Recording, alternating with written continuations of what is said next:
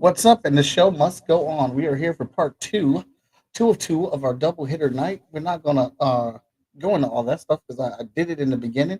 We're packing our Kickstarter. We're in AtlanticCon. I'll see you this weekend, but you can see us tonight. Let's go ahead and bring out our awesome guest right now. Wait a second. A new opponent has interrupted the tournament.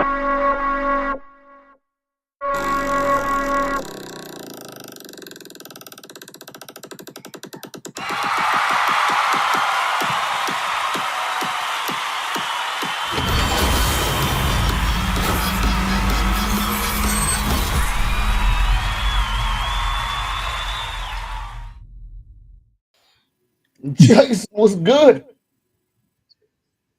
Hey, what's happening? Not much, man. What's Glad to going have you on the on? show. Yeah, same here, same here. It's been a little minute, a little minute. A little minute. Yeah, How nah, are you man, I'm doing? I'm I'm all good. All How right, have you hold on. been? Hey man, taking it one day at a time, man. Trying to, you know the grind. You a publisher and you a printer, so just trying to make Yeah, these comic books, make them flop. it seems like whenever I'm running a Kickstarter or something like that, that's when all the work comes in. But it's con season. We Yeah.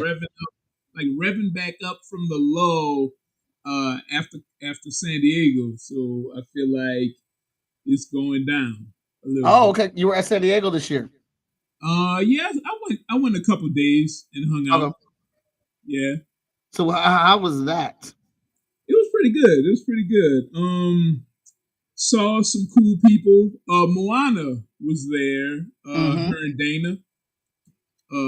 So I got to finally meet them in person. So that was Okay. cool. Shout out to the Moana Nui podcast folks. How y'all doing? Um, and Victor Dandrews was there, David Crownson, all the All Stars. I didn't get to see. I missed John and Tim Fielder, but I was only there 2 days. I was Okay. there for a panel on homebrew gaming on the Thursday, and Okay. we did our thing. It was a later panel, the latest panel I've ever done, 7 p.m. And we did that.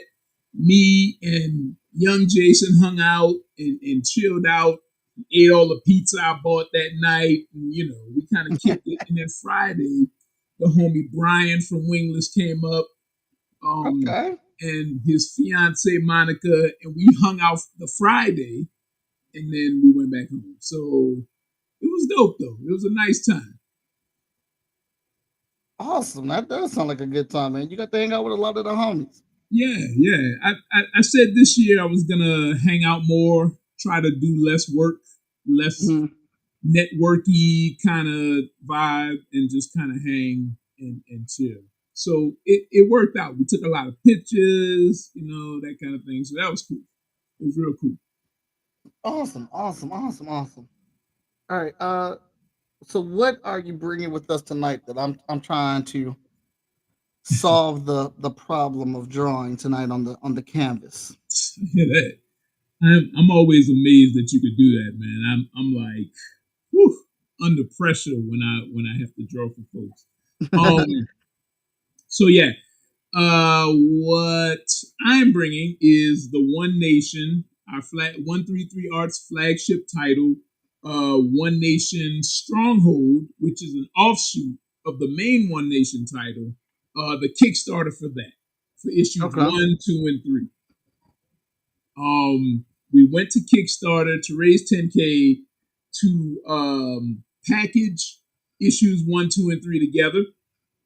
And issue 3 is being worked on right now. Issues 1 and 2 are actually finished, but we're bundling everything up and sending it out to our supporters.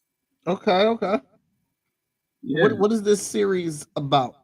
So Stronghold is about Damian Strong, aka Stronghold, who's a member of the team in One Nation called the 10th. And the 10th work outside an organization called the 10th Foundation. They're basically activists, philanthropists, and superheroes. Okay. the 10th Foundation is kind of like the Melinda Gates Foundation in a sense. They work out of LA, they have a community center, and they go out into California, the United States, and throughout the world and try to help people essentially.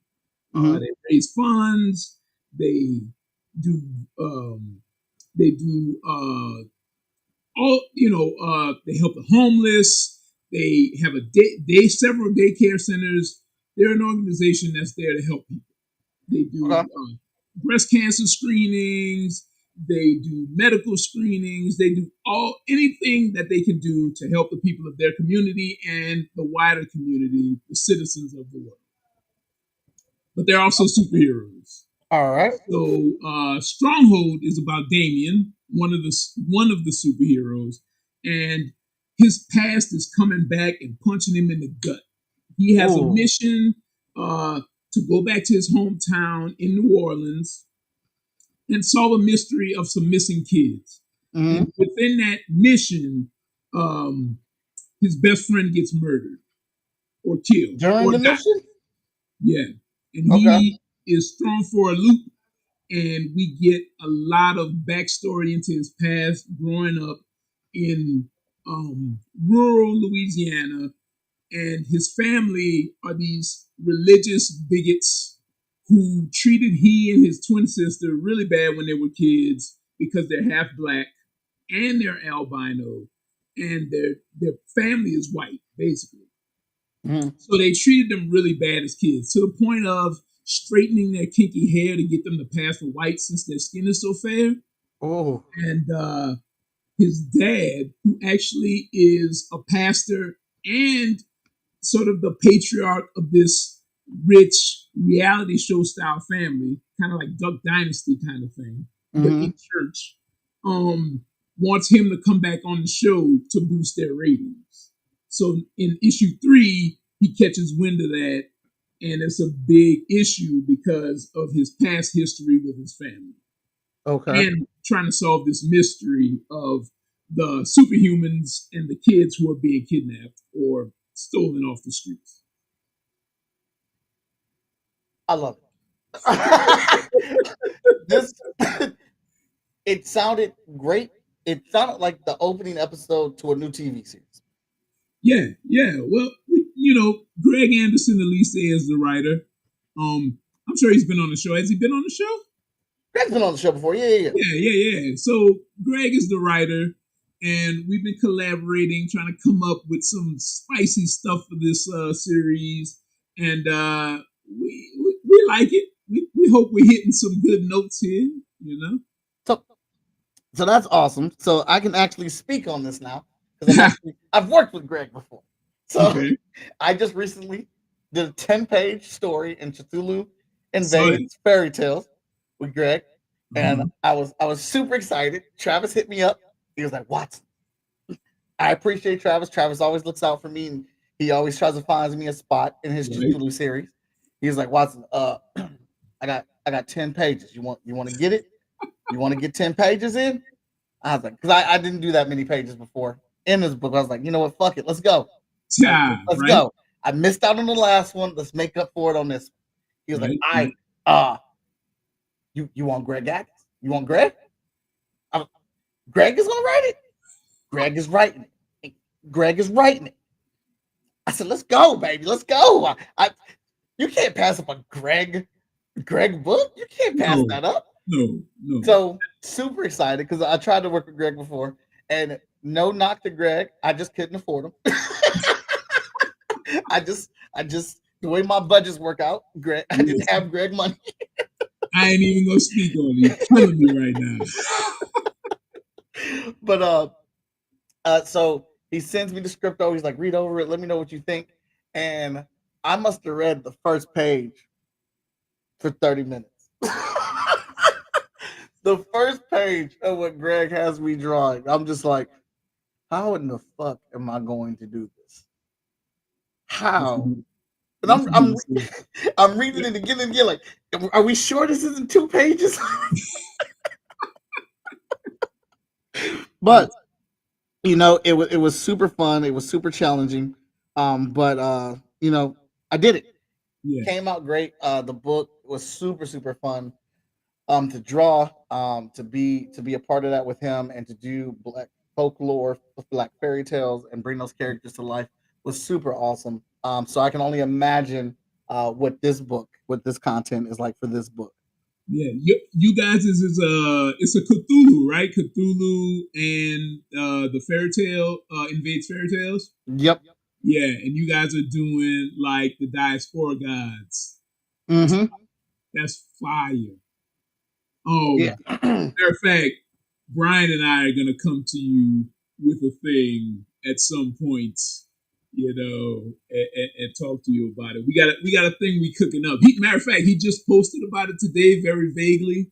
But I was Oh, like, did he? we out here with it now, and he was like, yeah, it's time to go. So I was like, okay, cool, cool. But when we were conceiving of it, I was like, Watson, Oh, okay. we had collab on the what turned out to be the One Nation 4 cover. It's a variant on the Kickstarter, by the way. Your cover Okay.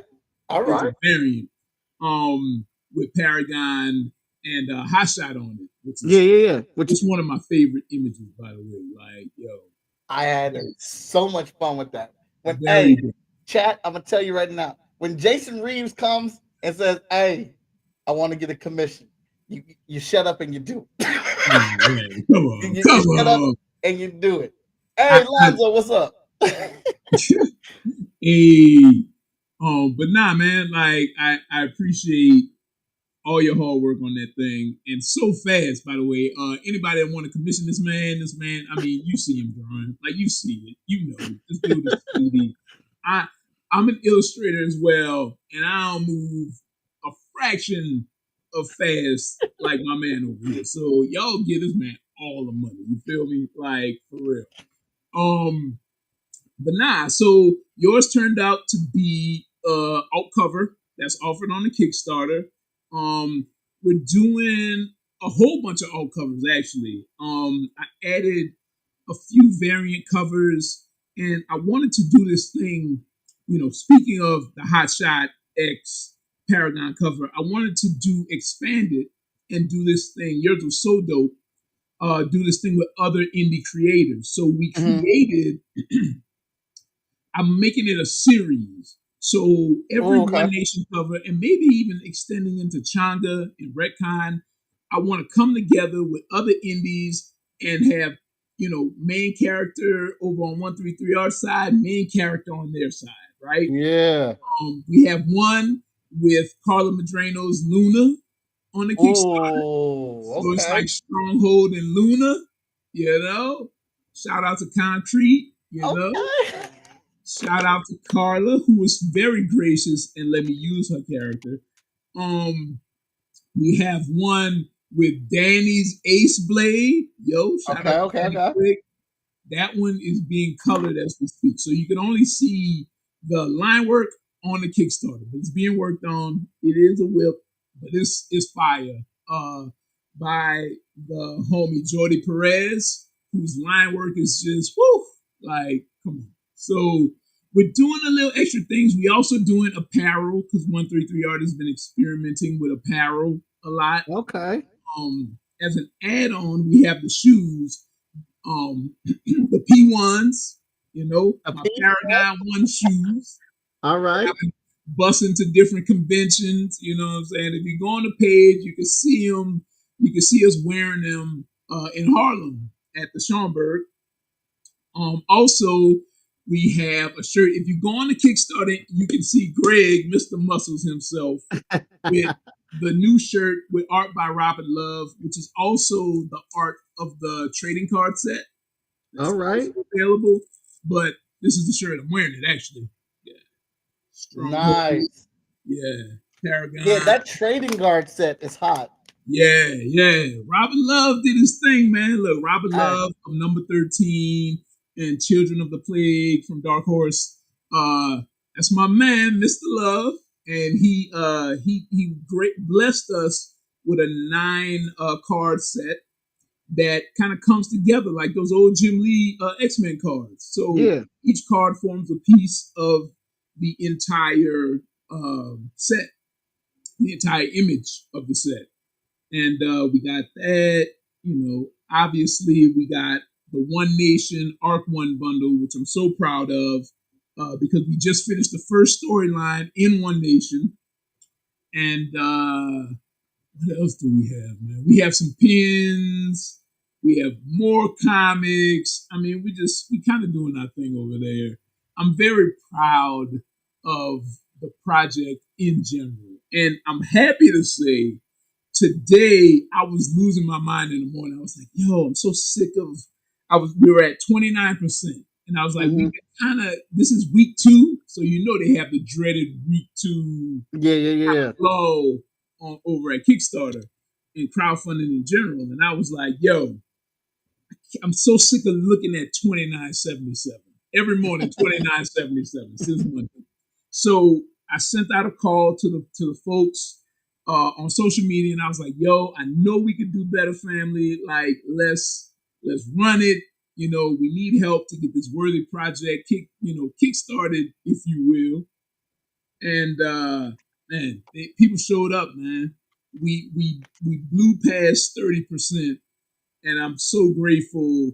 Shout out to everybody that donated today, that pledged today, because y'all really lifted the spirits of the homie, and we gonna. I'm like rejuvenated because of it. It That's may what's seem up. like a small thing, but yeah, That's what's up, man. That is yeah, always good to have in here. Actually, okay. you got where's the Kickstarter link so I can share it now? What the hell are we doing? Let's see. Just put it in the drop it in the private chat and I'll put it in the chat. Cool. I will do Yeah. that right now. I always dread the double hitters, but then the first one, because I put out a nice little piece for the first one. I did this one Mm, for Nigel. mm.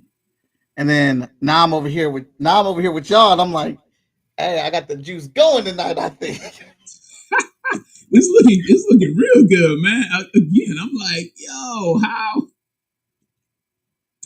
I'm like, how I had to do I had to do live drawing for Wizard World one time. Hmm. Like the homie Vic was like, "You want to do some live drawing?" And I was like, "I guess." And I sat up there and I think I did like a Voltron, um, the Black Lion, the guy from the Black Lion. I forget his name. The one with Shiro. the hand. Is it Shiro? Yeah. Yeah. And I drew him because at the time he was my man, and I was like, "Oh, the pressure, the sweat, oh man." I had all these cameras behind me. I mean, or surrounding me, but then behind me were the screens, so I could, if I look back, I could see myself drawing. I was like, man, no. No, no for you. I get so nervous doing it. I'm so in awe of it. I've done it at like comic shop, free comic book day at Collectors Paradise. Shout out to Hmm. Ed and Joe and the crew and Nick. And man, like it's crazy. And that's like the fastest I've ever drawn. Like I did 2 years of that, and it was like, whoop. But it was for the kids, so that All was cool right. too, right? Like, I would do free ones for the children. Yeah, I'm just used to it because I did this in high school all the time. Okay. I went to an art high school, Mm. and I kid you not, this is a real thing. We walked around with our sketchbooks all day, and if someone called you out for a battle, didn't matter where you were at, you threw down your sketchbooks and you would start drawing. It happened so much that people just knew it. So someone would always volunteer to be the referee, Oh. and you would have to just the crowd, the people that were sitting around, they throw out suggestions, the ref would pick it, and he'd be like, Iron Man at a barbecue, y'all got 5 minutes, go. And we would just start drawing right there. And that's all we did all the time.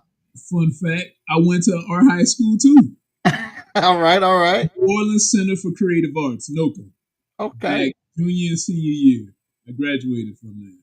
Cleveland School of the Arts. I graduated from there as well. That's what's up. We Yeah. didn't battle in art in high school art class, but in in elementary school and middle school, Hmm. we battled all day long. But it was a little more malicious because we would be talking stuff about each other. We'd be doing the dozens and ribbing each other.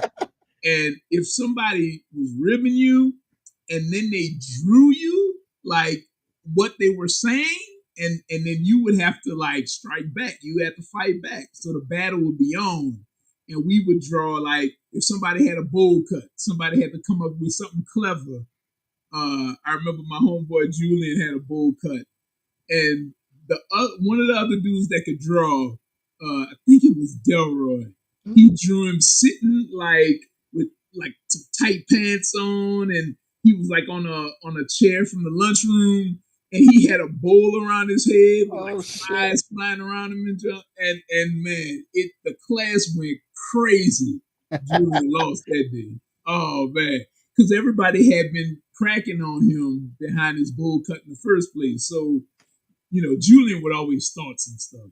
So, Right, right, right. my man Delroy went in on him that day. So yeah, we would battle like that. But like in high school, it wasn't stiff, but we had, sort of like traditional fine artsy teachers. They didn't like comic books. They didn't, Mm.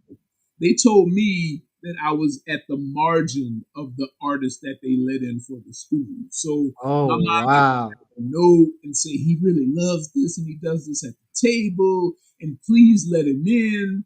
So, you know, Mr. Hey, Gross was not feeling me for art school. Now I that did graduate, so thankfully that worked out. that's crazy because my teachers is like that too. And he could not stand comic books. He told us it wasn't art. Yeah, And I was a little asshole. Uh, I pissed him off severely. Nobody liked him. None of our class liked him because we got him. He was the director of art for the school, so we got him for freshman year. Because he had to get all the freshmen because he had to break us in, let us know what was what.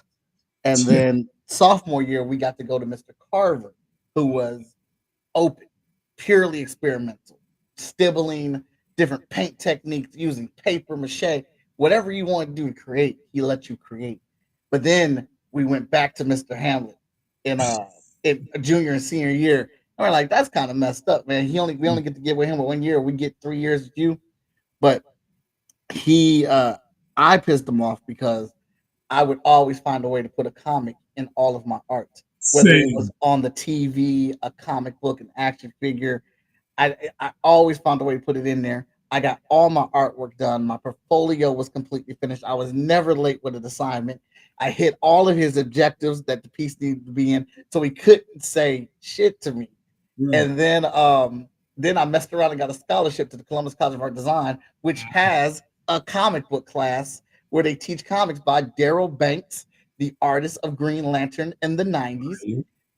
Dude, I tell you, the year I came back to talk to the students about college, the flare of animosity and pettiness I had when I came back into that classroom, oh God, you couldn't stop me.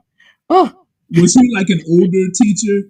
Because oh yeah, yeah. mine, Gross was like in his 70s or something like that. He was like old, like in his 80s, I think. He Hmm. might have even been touching 80 at the time. So he had been a teacher for a long time. So I guess, he had that old school idea of just it not being art at all. Like he was just like this Hmm. stuff.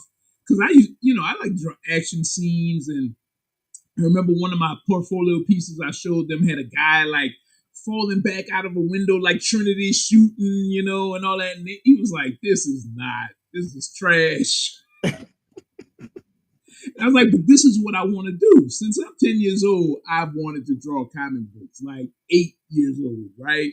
So I was like, I can go to art school, I can learn how to be a better artist, and then I could go draw comics. And he was like, nope. But hanging with the younger teacher, there was a younger teacher, a younger black teacher, Miss Mouton, who same thing. She would introduce us to printmaking Mm. different, all kinds of different levels of art, paper mache, sculpture, and all that. And then we would transfer classes. We would go to her in the middle of the day, and then we got to go back to Mr. Gross, and they're just like night and day, night and day. Yeah, man. Teachers need to, but I mean that's the problem. Teachers need to let some of that go and Yeah, understand. Like I understand teaching the foundation. I mean that was I wasn't against teaching us the foundations. What right, I'm saying is, man, you can't just have us painting flowers for right, 4 years. Like we're trying to right, go out here, like the art jobs that we want aren't the art jobs that you want. Like right, you have to adjust your stuff for us. right. We're the students. Like I know you know. Like I mean, I learned how to paint flowers. I learned how to draw windows and buildings and stuff from this dude, and I get that. But dude, we were not trying to do like you got to open up the art world to us. It's not your little sector anymore. Yeah. And the thing is too, like if you want to do it for a living, right? Like there's various forms of commercial art that you can do, you know? So as a teacher, I feel like they should be open to all facets of the commercial art. Cause I was one of the, like a lot of, there are a lot of kids that come through that just are very talented and they want to explore it. And it's kind of like, um, a hobby, or maybe just a way to get out of class, Mm-hmm. out of standard school, or whatever. Like everybody has different ideas of how they want to run it. But I was one of the students that wanted to do it for a living, and I didn't Yeah. want to do fine art. You know, New Orleans, there's a lot of um, painterly jazz style art that artists do of the parades and of the musicians, and they sell it in the French Quarter and they sell it in the French market and that kind of thing. And that kind of thing is fairly lucrative for some of the artists out there. But I didn't want to do that. I love Right. comic books. So I just felt like as a student coming in, you could adjust a little bit.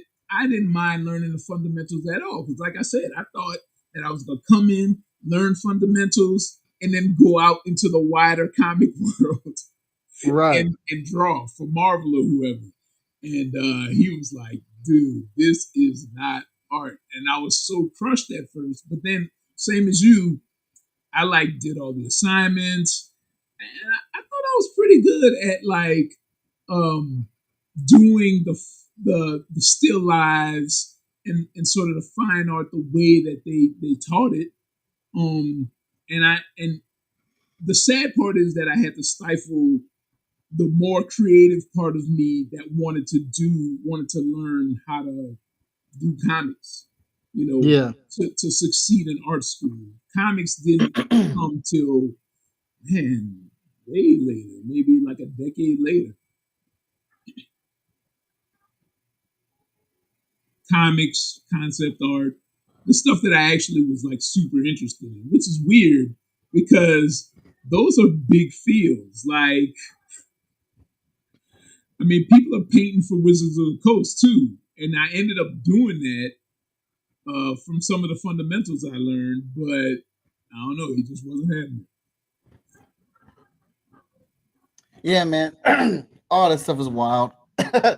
Yeah, But it's the experience. It helps mold you and shape you for what you're going to do and who you're going to be or whatnot. I mean, yeah, I appreciate him for what he did do. Because he taught me foundation. But at the end of the day, you gotta. Sometimes those are mountains you gotta climb. You gotta learn how to deal with that stuff. Kind of get you ready for the world. yeah. In a roundabout way, it teaches you perseverance. Yeah, Um, you know, when the job gets hard, you don't quit, you dig in. And I think it yeah, really did teach me that. That was 2 years of like digging into the fundamentals. And I have them. So, you know, on the one hand, it was like being in the trenches, you know. So I am grateful for that. And I'm grateful for Miss Mouton for a breath of fresh air. She couldn't do everything she wanted to do at the time, but I do commend her for like opening us up. So that was really good. That was really good. yeah, man. You gotta thank him for that stuff. Yeah. Oh man, the muscles. Whew, fire. I, So cool. I Love it. like I like his I know I just like drawing the idea of the muscle there, and I like Mhm. characters who are built like that, who are more mass than chisel.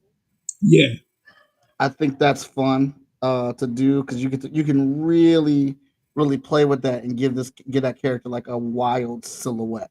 yeah, yeah.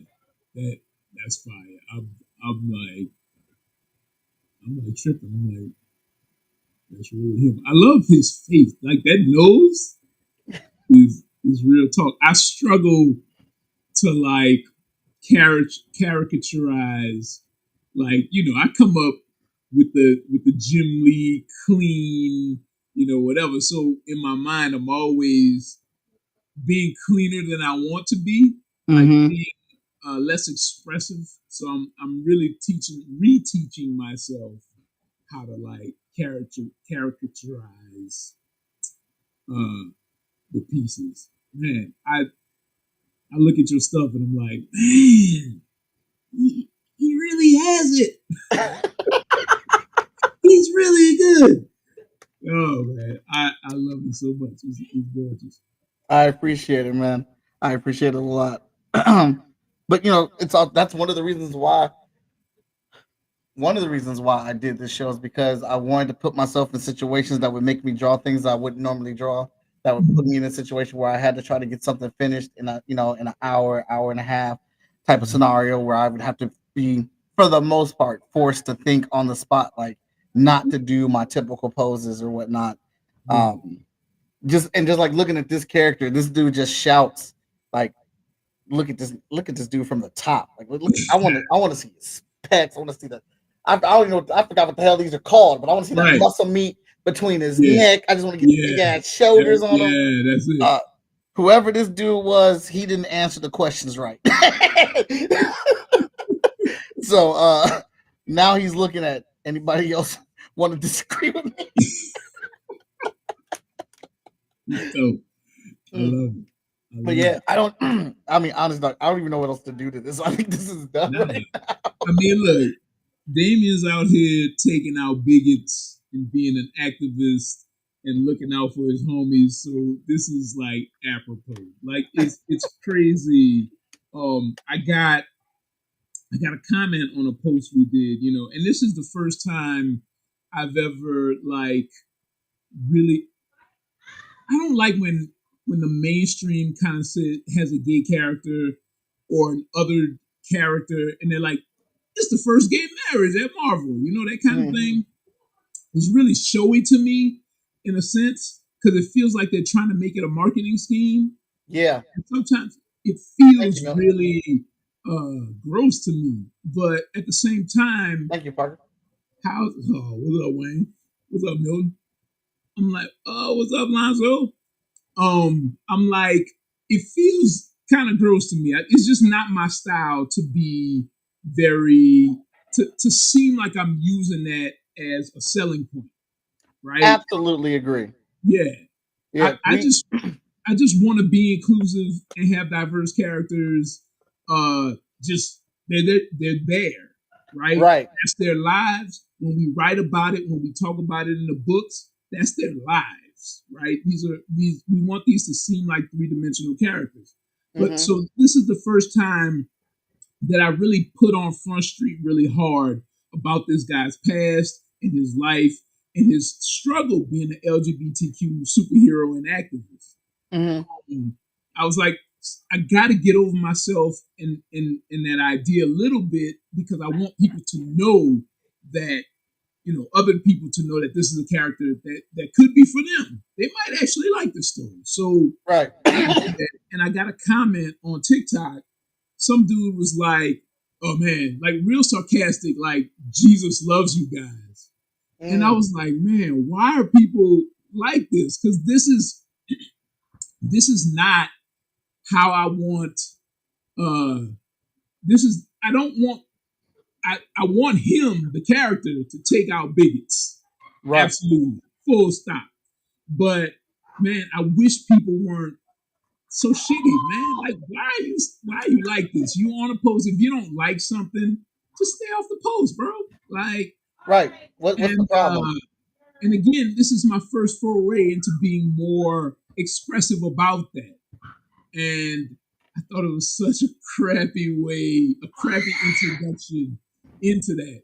But I told the dude, I was like, facts. Like Jesus does love us, bro. Like I don't know why you being sarcastic about it, but according to the Bible, it's true. So but people try to come and kill your vibe, and part of the story is about that. This dude grew up with his own family, his father trying to kill his vibe, his brothers trying to hinder his development in learning that he's a gay man. And it's ridiculous that people won't let you be yourself and feel like they need to interject their bullshit into you. That's crazy. Into your life, into your space. So I thought it was shitty, but at the same time it was apropos that dude would come and say that on TikTok because that's what this book is about. Yeah. We're infusing that into superhero comics in that way. I agree on all points. We were kind of running into the same issue on our books. We want to be very inclusive with our stories because I believe that everyone should be able to see themselves in some manner, some way within in media, in hip hop. I mean, in comics and anime, and video games, all this stuff. People should be able to find someone that not only that they can relate to on the inside of what that person is, but on the outside too. Like that stuff matters. It has impact, Right. and when you've been on top of the world for hundreds of thousands of years, and you've just seen yourself win. You've seen yourself be the doctor, be the astronaut, be the cop, be the come from behind win in the game, the basketball. When you've been able to see yourself win and save the world and save the universe and save these lives, you mentally get into your head that, oh yeah, I can do this. It's people. Some people may say it's a stretch, but it's not, man. When you are so comfortable in seeing yourself and you being the choice, you start to believe that you can move, you can do these things. Yes, I can get up and go take that test. Yes, I can Listen, get up and go to work. There's, listen. there's value in it. When I started reading comics at like 8 years old, first people I saw was X Men. But when I saw Storm, I was like, hold up, there's a Mm-hmm. black person here? Because up until that time, in consumption of superhero or fantasy or sci-fi, whatever, there was very few black people, and most of them were sidekicks. But Yeah. then to see Storm, but then going even further than that, to see like people like Dwayne Turner or Larry Stroman. You know what I'm saying? Like when I realized that black people were drawing comics, like I was like, wait, like that really gives you. It's like being in a tunnel and you can't see the end, and then you see, Tribe is making all this money too and having all this impact when in your formative years, and that light at the end of the tunnel just gets that much brighter, right? And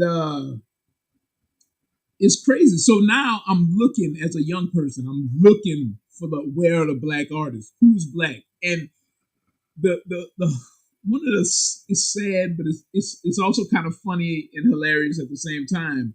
Whenever, even now, it's a little funny, but whenever you read the list of artists or you read who's in the book, because I'm a big proponent of reading the credits and seeing who's doing what. Whenever I read the credits, especially back in the day, and I would go look them up and find out it was a black dude, I'm like, I'm getting that book. I'm getting that. Like I Mm-hmm. gotta have that.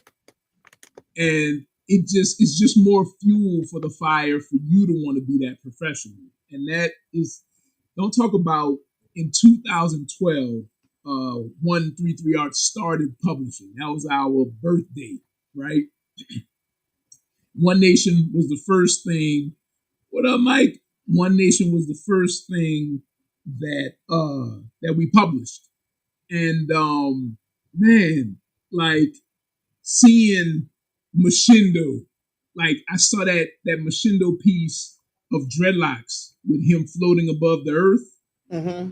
and that thing changed my life, yo. I was Mm. like, shout out to Urban Style Comics, man. Listen, I didn't know. You know how you know, but you don't know.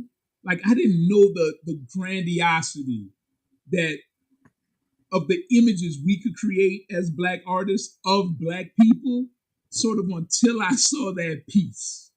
There's certain seminal pieces throughout my life that I've seen that kind of propelled me forward, and that's one of those pieces. There was Mm. another piece when I was real young. My dad had this big drawing of it was like God, but he was black, and he had like dreadlocks, and all his angels and children, all black, were like floating over his face, and he was huge.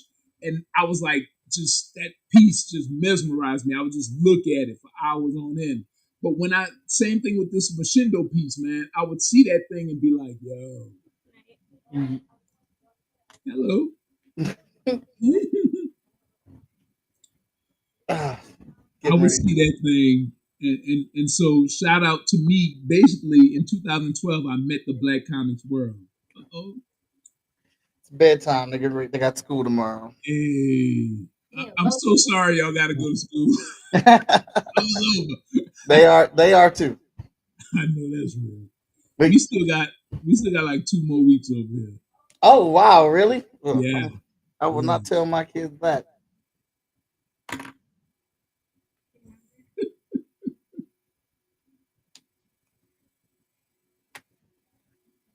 There it She is. too cool for hugs. Oh yeah. I But mean, yeah, so I yeah again like you're singing to the choir. I agree on terms with what you're saying, and it's so cool. Another reason why I enjoy doing the show is relating and talking to creators about their experience and what they go through. Um, I think that's so dope because the stuff that you guys are trying to create. I mean, we're over here trying to do the same thing. We want the character to matter. I mean, one of our characters is gay, Ironsmith, and our writer was trying to flirt with one of the other characters, and it wasn't coming off right. And I was like, man, we need to talk to somebody about this because it's just not working. It just does yeah, not seem genuine. So we scrapped that scene, and just went around talking, trying to get some feedback on it or whatnot.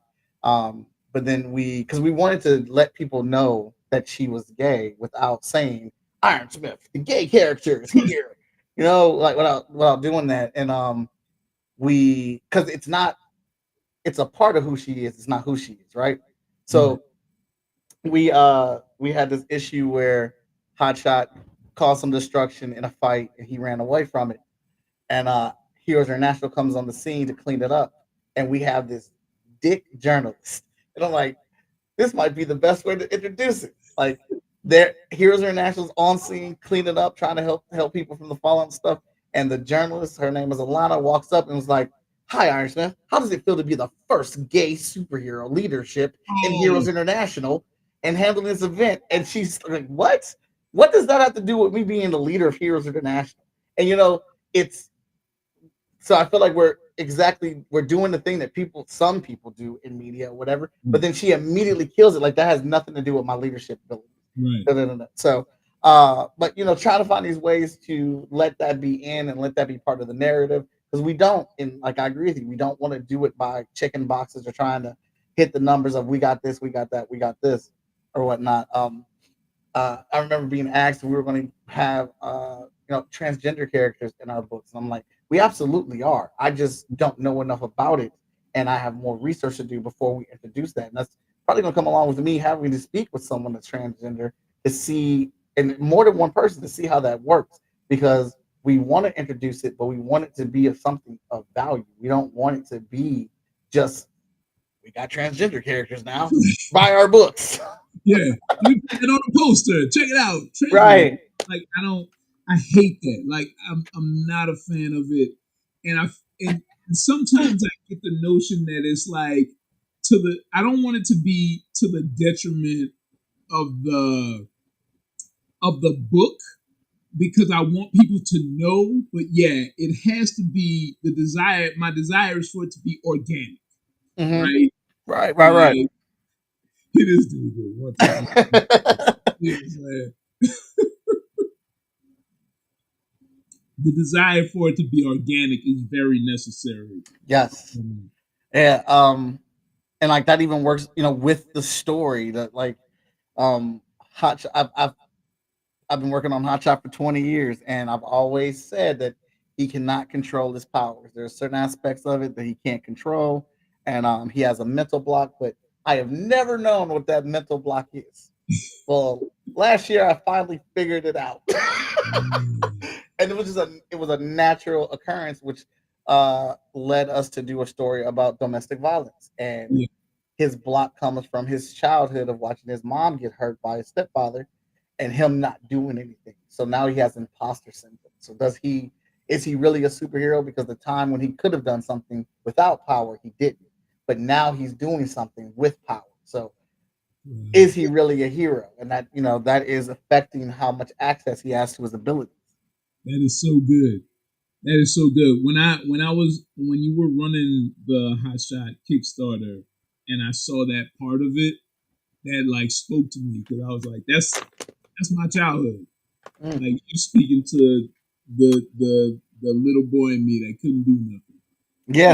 and yeah, I was like, that shit resonated, man. I was like, Yeah, because the adult in you with common sense knows that you could not have done anything as a child, but the child in you and the love for your mom is like, but you should have. your heart is not feeling that intellectual notion that you know that you couldn't do anything, but man, your heart is like it still wants to do something, like it still wants to be a superhero, like that's what it wants to do. Absolutely, and that was part of the process of writing that story. I mean, talking to my mom about it, getting her approval for it. Also talking to my sister because that's her father, and it's my stepfather, so she didn't have that experience growing up with him, which I understand and it's perfectly fine on that. And so it was talking it out and then figuring out how to incorporate it into the story, which I think it is given like one of our most impactful stories to Yeah, our viewers and to Hotshot. Now this is an experience he has to come because now he has to, deal with the ramifications of what he did. Because I told everybody, spoiler alert, he's going to fuck him up. Dude, there is nothing spoiler about this. I'm telling you right now, he's going in on this dude. This is 20 plus years of resentment, of failure, of being disappointed with yourself, and you finally have the power to do something about it. And I blame Invincible because Invincible is my favorite superhero book. I absolutely love it. I definitely think it is one of the best comic books, and for me, it is the best superhero book in mainstream comics because they ease you into it, but at the end of the day, at the end of the series, there's gray. There is no absolute right. There is no absolute wrong, and the things they chose to put Mark through and the decisions he had to make, he had to live with those decisions. yeah. He had to live with them.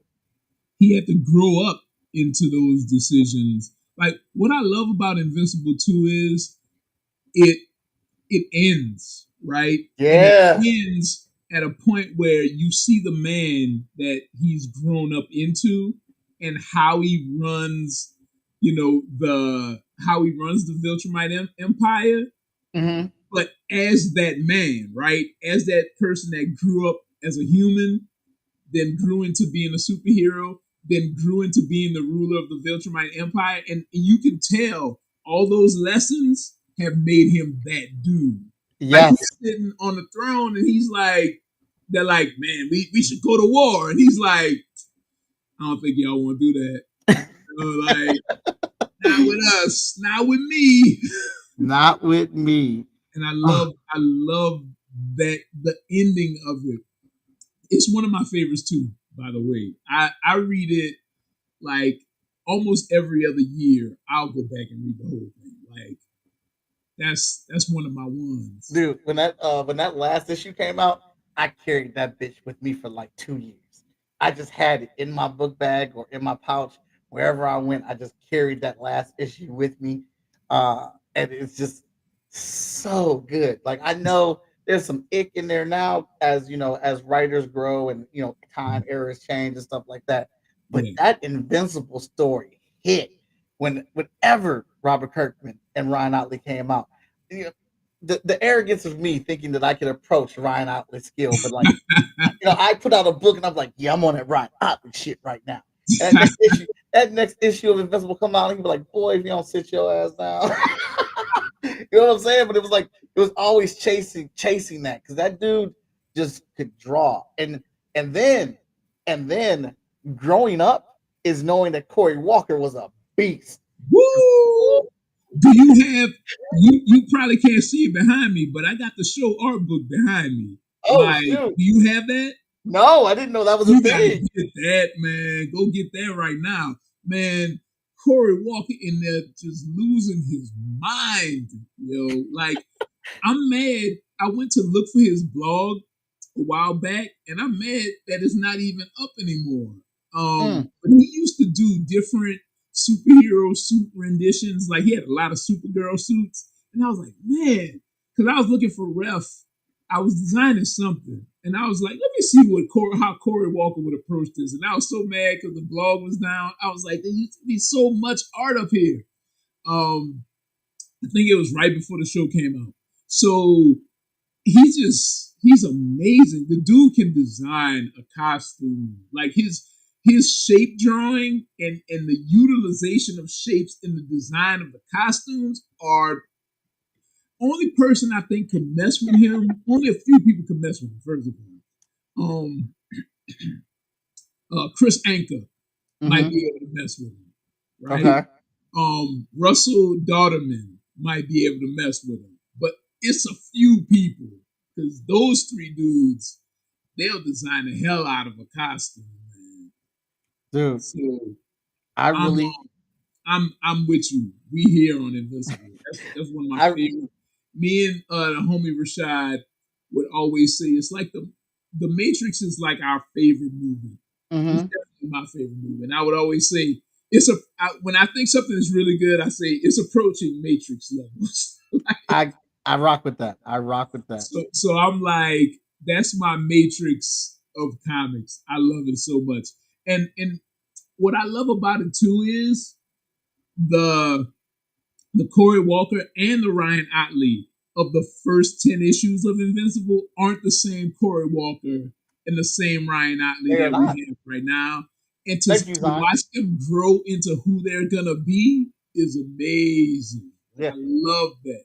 Because I definitely did not appreciate Corey Walker in those first 10 issues. I was like the book is good. Like I'm here for the writing. Like I can deal with the art. The art's not bad, but it's not fulfilling. And then Right. you get Ryan Otley on there. I'm like, oh shit, this is where I'm at. And you watch Ryan Otley. I think Ryan Otley has the most, like literally the most growth as an artist on a book series that you will ever see. I've never seen such a swap from their first issue to that last issue, and then Corey Walker comes in and fills in pitch hits for a couple issues. And you're like, this is the same Corey Walker, Right. right? His And then style got more rounded. yes, Like his lines got more confident and less angular. Like, mm-hmm. man, Invisible is Chef's Kiss, baby. Like Yeah, every single piece of it, I condone. I Um, condone. um, but no, it's one of my gripes with mainstream comics. Actually, it's like black artists, like indie black artists, especially, we don't get to grow into who we are within the course of Mm, the series. Like, and I get very vexed when like a black artist book might have to take a hiatus or get canceled if it's closer to mainstream or whatever, because we don't get to see us grow, man. Like we don't mm-hmm. get to see the other artists, the mainstream artists, grow into that, and that's fire is dope. I love it, but I want to see us grow. You have Hot Shot is what, 12 issues? 13. 13. Mm-hmm. You've grown. But you're growing because you're not taking no for an answer, right? you've made Hot Shot into what it is off your own steam, and that's fire. Same thing with One Nation. Same thing with 133 Art. I'm just kicking the door in on this. Like Yeah.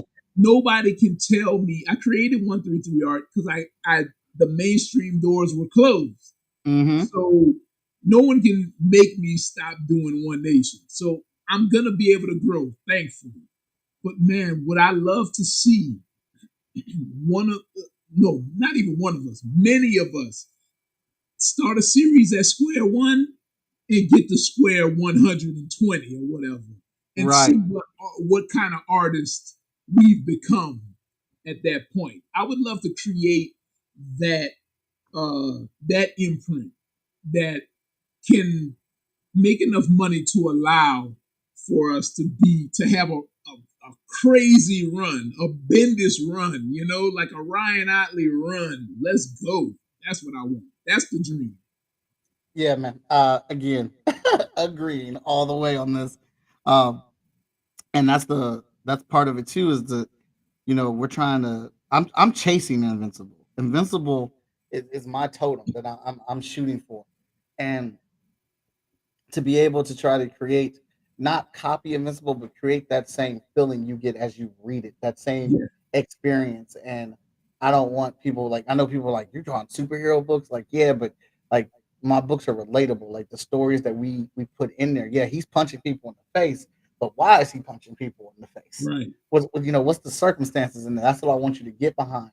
And I want to get more stories out.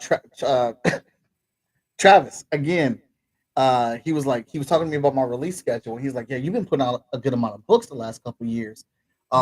And he was like, "What you got coming out this year?" And I told him, and he was like, "So when you dropping another hot shot?"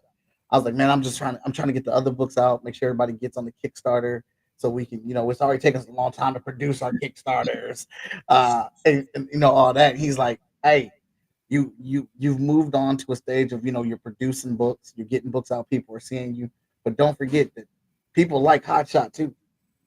They want that next issue. You gotta include yourself in there and get more than one issue out in there." And I, like, from that moment of him saying that to me, and looking at our story and where we're trying to go, I'm like, yeah, man, I gotta try to get two more of these issues out this year. So I That's was a like, weird.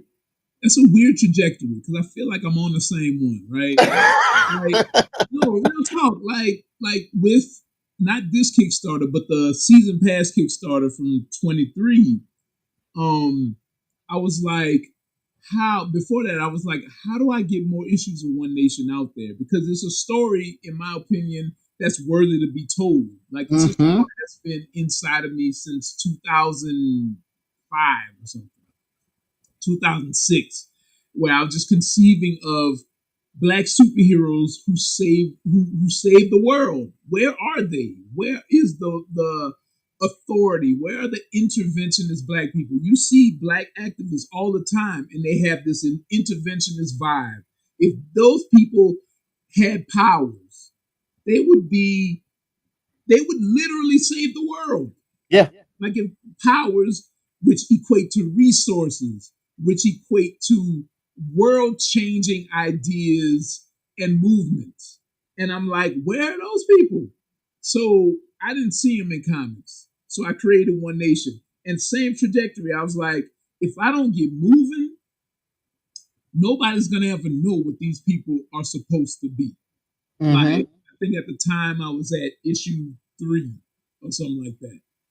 And issue 3 hadn't it might not have even come it might not even come out yet. And with that Kickstarter, I was like, no, we're gonna move fast. And shout out to Mario Teresi, our artist on One Nation. He's done a couple things for us, but One Nation is what I like him primarily on because he's a beast.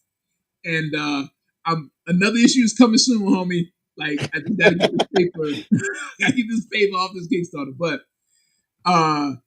the idea of having a artist on there and getting these things out so that I can tell the story. And Robert Jeffrey, another one of our amazing One Nation writers. Shout out to Robert. That's my man, 50 grand. Listen, me and Robert have been just in the trenches trying to figure out the trajectory of this thing. And somehow I was able to put together enough loot to get to issue 5 of One Nation proper, issue 3 of Stronghold proper, and we just so issue 6 and issue 7 of One Nation proper are actually at the lettering stage. Mm-hmm. The script is done, the colors and the drawing. Shout out to Walt Barner, our colorist on those issues. Those things are only thing left is lettering. And we may do Kickstarters for that. Wrong, that's like season 2 of One Nation. Okay. But those are ready to go. But then beyond that, we finally have an outline for the next rung of One Nation and how it's going to go down. Because I need to get Paragon to a certain stage. I need to get Stronghold to a certain place and Sundiata and the rest of the 10th so that they can really like start like how we gonna save the world, yo? And man, it's such a journey. Oh my Um, God.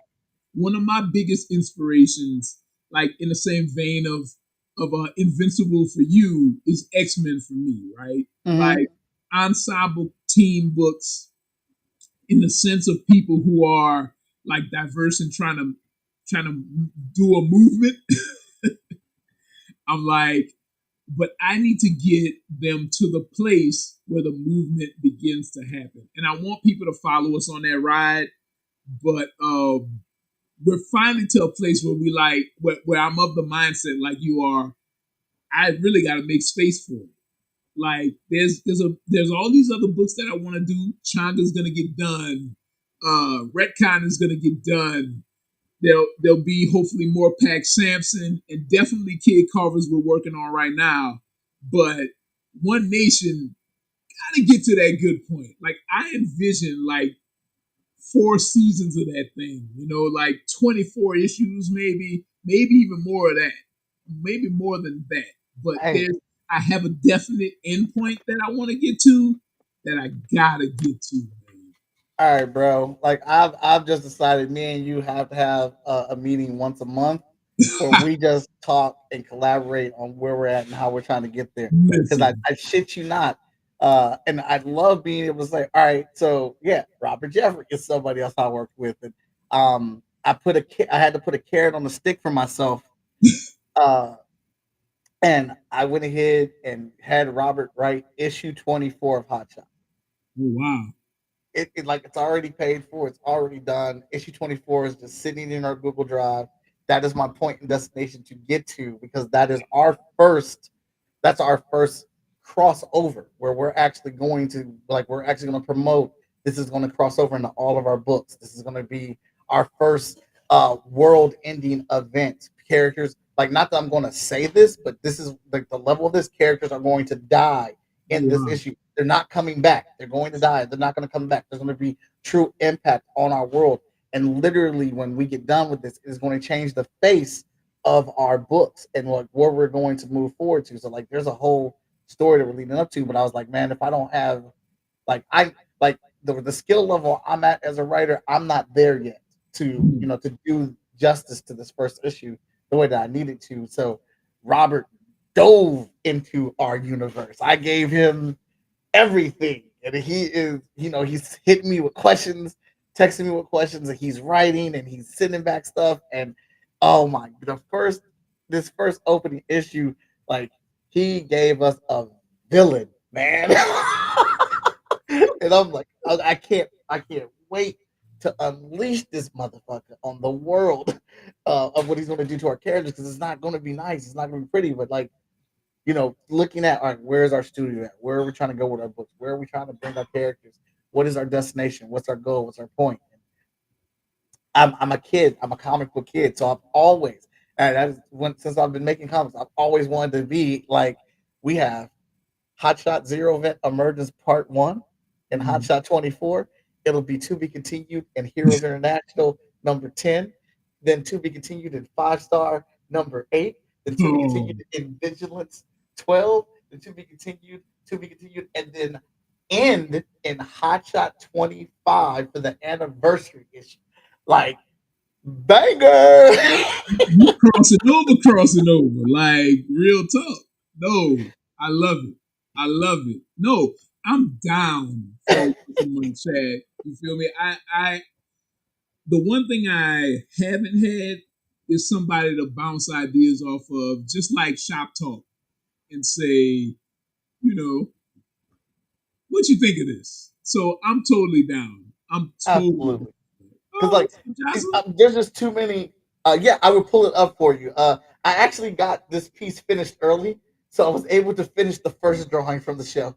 So, so I got a lot of creative energy on both of these here. So we got this one done. I did this one, which I'm surprised. I did this one in like half an hour, 35 minutes. Yeah, that was Get quick. that. Oh, wrong. Take that down, go back to the chat. Boom. Yeah, so we got that one done. And I wanted to do a crazy little angle on this so we can. I'm just in love with this guy's muscles and his shoulders, so I really wanted to showcase that as much as possible. And his name is Stronghold, so I had to have him whoop somebody's ass in the piece, stringing them up. But then Jason and I just ran onto this amazing conversation, and I was like, "Oh shoot, well let me go ahead and knock this one out," and then we were able to finish this piece up too Ooh. for our previous guest Nigel. So I'm kicking both of these pieces to Nigel, and then Jason's getting this one. They can do whatever they want with this piece. Uh, eh, Mhm. yeah, we got to schedule some time so we can talk, man. I'm just like, because everything you're saying is like within the same vein of where I'm, what I'm saying. Like we literally, like, I sat down with the people that I'm working with. Like this is something I should have been done, but establish titles, establish what their roles and positions are, what they do. To actually write that down on a document so people can access it and know it. Really like take my hands off of stuff so I can focus on this stuff. So being in that same space with you, just and in this conversation, just love, just like, all right, hey Jason, it's time for our month. Let's talk. Listen, what's funny is Robin has so many comic book secrets in his brain right now. Like he's already written some of this One Nation stuff off of the outline, right? Like Hmm. this dude has written a whole graphic novel for 133 art that I'm not allowed to talk about. But like we got 90 pages just kind of waiting to to really dig into something else. Like this dude has so many. It must be killing him. His head must be like the leader. Like this dude got like so many secrets in his brain. He's Oh my goodness, hard that's to read. crazy. He's crazy. Hey, chat. This has been an amazing conversation. Look, Yeah, man. all, all Oh, all this, and I failed you guys as a host. He has a Kickstarter going on right now. Please go over and check out the Kickstarter. please, please Here's go holler at the Kickstarter. We have holla at the 30% Kickstarter. now, but we still 30%. have 70% to raise. So go holler at the Kickstarter. One Nation Stronghold 1 through 3. Absolutely. I have rules with Kickstarters, and here are my three rules. We always say it on the show when we're promoting one. Is number one, go support it. The easiest way to support it is to put money on it. Go check out that Kickstarter. Go to that link. Read about it. Find things on it you like. Like, trust me, 133 Art puts together a dope Kickstarter. I've bought multiple ones. I remember I got the one for Changa with the case, dude. Yeah, Yeah. So look, they put it together. yes. Trust me, you're going to get a good product. Plus, the book is written by Greg Anderson Elysee. All right, the Yes. man knows how to write a story. He knows how to write a story. Please believe it. Secondly, if you don't have a lot of money, you're like, oh man, all I can give is $1. If anything, we'll take that. We take dollars. Our nose will not get turned up; they will get turned down. Let's go. Dollars add up. 2,000 people give $1. That's $2,000. We are not the big Marvel and DC machine, so we need all the help that we can get. My last rule is I understand money's tight. If you don't have money at all to give, what is free is a share. Sharing is just as important as the money, because we need to reach people. We're finding out a lot of reasons why I do this show. But another reason I do this show is because we're looking for our audience. We're trying to find the people that want our stuff. I'm a huge advocate of this isn't a competition for me. I'm not competing with other indie creators. And don't get it twisted. It's not because of my arrogance or anything like that. I just feel there's enough for everybody out here to eat. There's enough people. There's enough personalities. There's enough flavor out here to where we can all eat as creatives. We just have to find those people.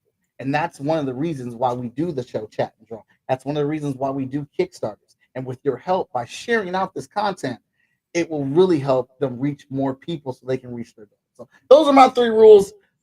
Check it out, Stronghold. This book looks like fire. I will be going over to pledge to it as well. But I want to thank Jason for coming on for an amazing conversation and bringing this amazing character over here. We had a great time. Like I said, I will go ahead and send this over to you. This is yours to do what you want with it. And Jocelyn says, I feel like you should find some bodybuilders that like comics that make content and see if you can partner with them or something to help promote the comic. Hey, you find a bodybuilder that likes this character with this type of frame, they would promote it. It's a venue. It's an avenue. But hey, that's a good idea, Justin. I'm trying to expand with my promotions and my marketing, so I can dig it. I can totally dig it. Find a cosplayer find a bodybuilder to cosplay it. That's not hard, dude. Just ask them what size pants you wear, what size shoe you wear, and throw them out one of those. I don't think we can call them wife beaters anymore. We call them tank tops now. Tank tops. All right, tank tops. All right. But yeah, it's like, and gentler now, man. Come on. So much more. But look, hey, thank you for an amazing show. Chat, I hope you guys enjoyed it. Catch Jason on the Kickstarter. What's the website, Jason? One Nation Stronghold 1 through 3 Kickstarter, but the hub is 133art.com. All right, that's what I was looking for. We are publishing there. There's all our stuff there: apparel, merch, of course, comics. We even have an art gallery there if you want to see some Jason art and see if I know what I'm talking about with all the art school stuff. He do. But look, you guys go check that out. Please show some support. And just know you can support it without being financial. You can give shares, share it to your network, share it to your people. But have a good night. Guys, hope you enjoyed it. We will catch you next week. I believe I'm going to have one of the voice actors who played Spider-Man on the show next week. That should be fun. And if you're going to be at AtlanticCon, I will see you this weekend. All right. Good night, everybody. Peace.